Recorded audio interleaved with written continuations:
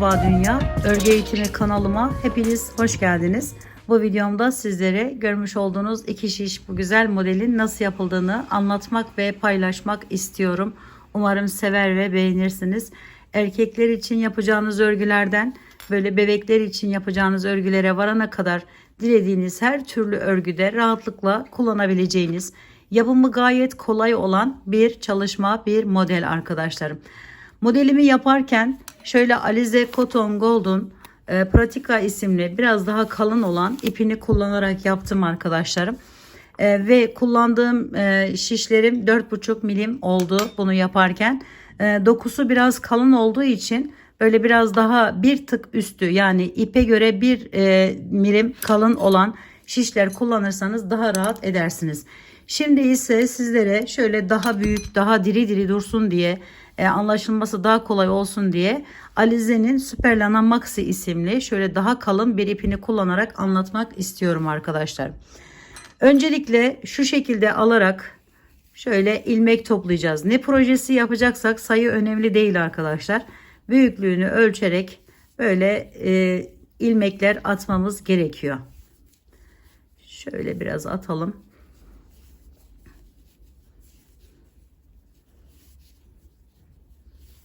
Yeni başlayan arkadaşlarım için özellikle bu kısmı göstermek istiyorum. Ben bu şekilde ilmekleri topluyorum.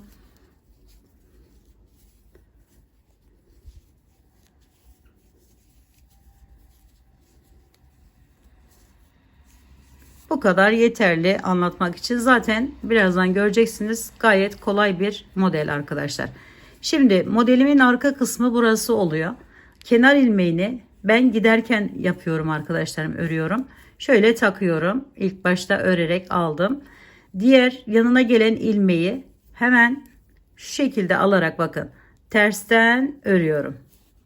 Sonra düzden bu şekilde alarak örüyorum. İlk sıra olduğu için. Sonra öne aldım. Bir ters bir düz şeklinde örerek diğer tarafa geçiyoruz arkadaşlar. Altına ayrıyeten lastik yapmanıza gerek yok, kalmıyor.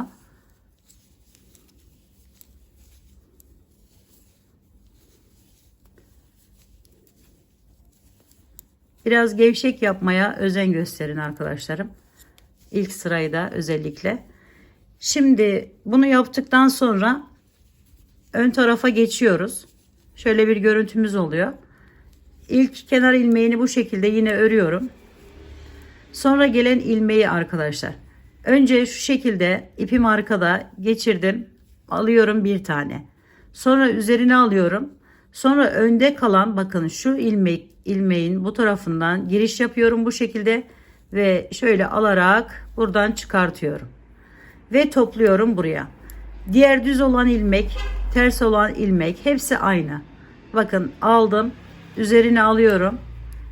Buradan geçiriyorum bu şekilde ve çekiyorum içerisinden. Bir ilmeği 3 ilmek haline getiriyoruz.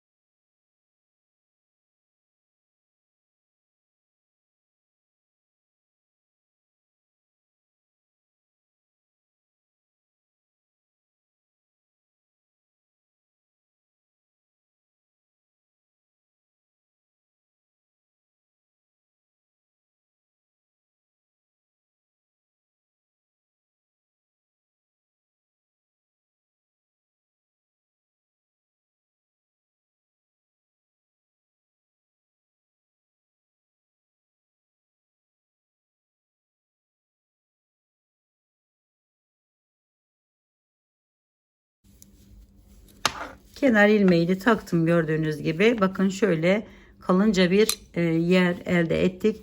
Şimdi arkayı çevirdim. Kenardaki ilmeğimi normal örüyorum bu şekilde. Hemen yanına gelen ilmeğimi Burayı tersten yapmıştım. Altta da tersten yapmıştım. Öne aldım ipimi. Üçünü birlikte bakın şöyle alarak bu şekilde tersten örüyorum arkadaşlar. Sonra yanına geleni düzden ama üçünü birlikte alarak bakın şöyle arka ipim arka tarafta bu şekilde alarak örüyorum. Sonra ipi öne alıyorum. Tersten örüyorum. Yine bir düz bir ters şeklinde devam ediyorum.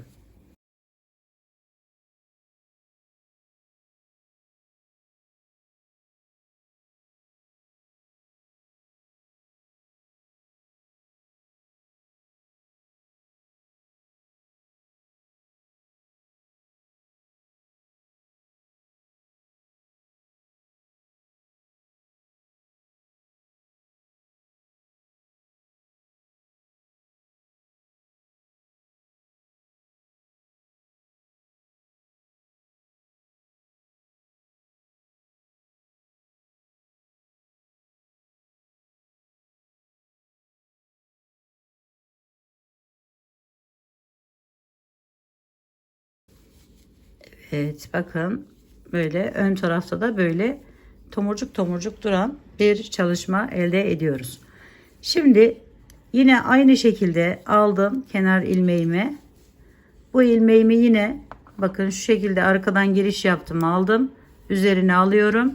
Tekrar önden giriş yaparak alıyorum. Her sırada aynı şekilde devam ediyoruz arkadaşlar. Yine yanındakine geldim. Üzerine alıyorum ve devam ediyorum bu şekilde.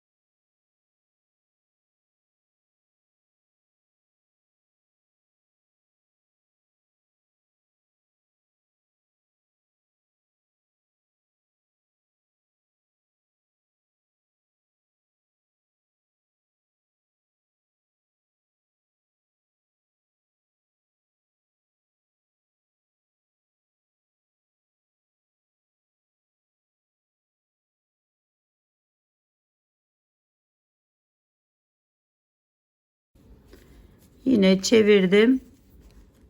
Aynı işlemi tekrarlıyorum arkadaşlar. İlk ilmeğimi üçünü birlikte tersten örüyorum. İkinciyi önden örüyorum.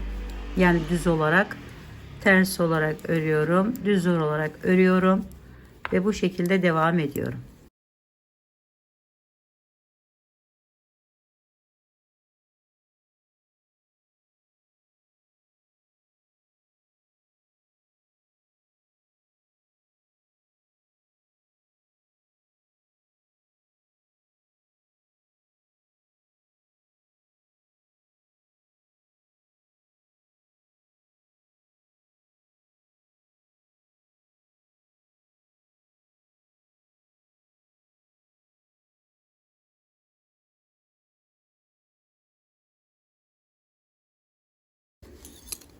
Bakın böyle güzel bir görüntü ortaya çıkıyor arkadaşlar. Sadece üzerine alarak arttırarak ilmeklerin üzerinden yaptığımız için böyle küçük küçük tomurcuklar elde ediyoruz. Bu şekilde yine aynı şekilde devam edelim. Bir sıra daha yapalım hep birlikte.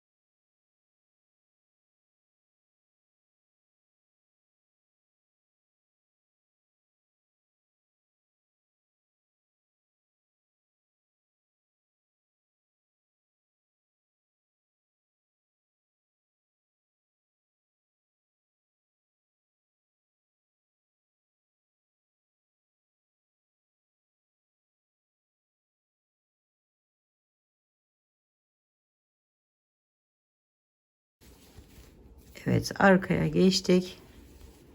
Yine bir ters bir düz şeklinde devam ederek bu sırayı da tamamlayacağız.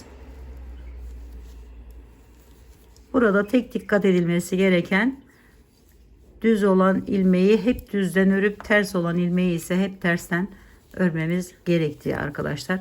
Başka da herhangi bir gördüğünüz gibi zorluğu yok. Gayet yapımı kolay, güzel ve böyle şirin bir model elde ediyoruz.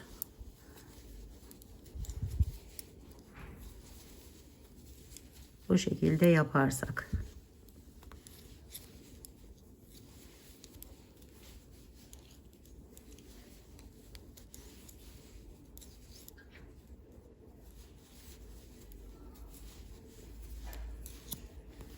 Evet. Bakın 3 tekrarda bu şekilde oluyor. Çok da güzel ve şirin duruyor bana göre. Umarım sizler de böyle sevmiş ve beğenmişsinizdir arkadaşlarım. Yapacak olan arkadaşlarıma şimdiden kolaylıklar diliyorum. Örgü eğitimi kanalıma abone olmayı, beğenmeyi, yorum yapmayı, paylaşımda bulunmayı unutmazsanız çok mutlu olurum. Bir dahaki en güzel, en değişik, en farklı iki şiş örgü modellerinde görüşmek üzere. Hoşça kalın, sağlıkla kalın. Allah'a emanet olun arkadaşlarım.